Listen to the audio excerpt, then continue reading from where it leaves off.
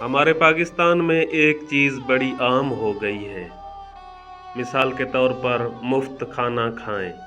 जगह जगह ये देखकर ख्याल आता है कि ऐसा बैनर्स कहीं नज़र नहीं आता जिस पर लिखा हो मुफ्त वेल्डिंग सीखें, मुफ्त प्लम्बरिंग सीखें, मुफ्त गाड़ी मिस्त्री बने, मुफ्त इंजीनियरिंग सीखें, मुफ्त कंप्यूटर सीखें, मुफ्त चाइनीज़, कोरियन, जापानी, अरबिक, इंग्लिश लैंग्वेज कोर्स करें, मुफ्त दर्जी बने वगैरह वगैरह।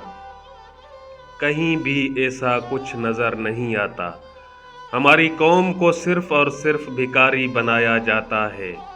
खैरात करने वाले कौम को निकम्मा और भिखारी बना रहे हैं। 2 देगों पर जितना खर्चा आता है इतने पैसों में वेल्डिंग की मशीन और ज़रूरत आलात आ जाते हैं।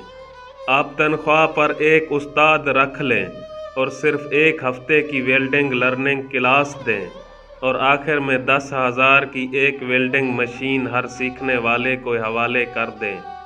आइंदा के लिए वो खुद कफील हो जाएगा और ताहयात इज़्ज़त की रोज़ी रोटी कमा सकेगा।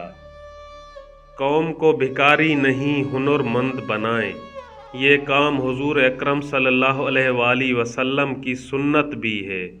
आपसे एक ज़रूरतमंद ने सवाल किया तो आपने उसे कुल्हाड़ा लेकर दिया और फरमाया जंगल से लकड़ियाँ काटो और बेचो और ज़िंदगी इज़्ज़त से गुजारो।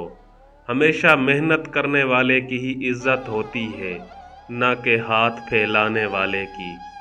तो हमें हर रोज़ कभी बेनज़ीर कार्ड, कभी ये कार्ड, कभी वो कार्ड, इनके पीछे लगाकर हमें निकम्मा कर दिया गया है और हमें भिखारी बना दिया गया है। इस भिखारी अवाम का भिखारी बादशाह जो बैठे हैं वो हमें बखूबी इस्तेमाल करना जानते हैं। उनको पता है कि इनकी इज़्ज़त, इनका नफ्स, इनकी कीमत सिर्फ कुछ रुपए या चावलों की देगें ही हैं। तो क्या हम हमारी नस्लें ऐसे ही ज़ाया कर देंगे? खुदारा अपने होश के नाखून लें, अपने बच्चों को हुनर दें, ना कि नौकरियों के पीछे पैसे इकट्ठा करते रहें कि इतने पैसे इकट्ठा कर लूँ तब जाके मेरे बच्चे को नौकरी मिले। बजाय आप किसी के नौकर बने, अपने कारोबार करें, अपना रोज़गार करें और उसी मेहनत में अपने बच्चों को हिलाल खिलाएं, ना कि भीख मांग कर उनको खिलाएं।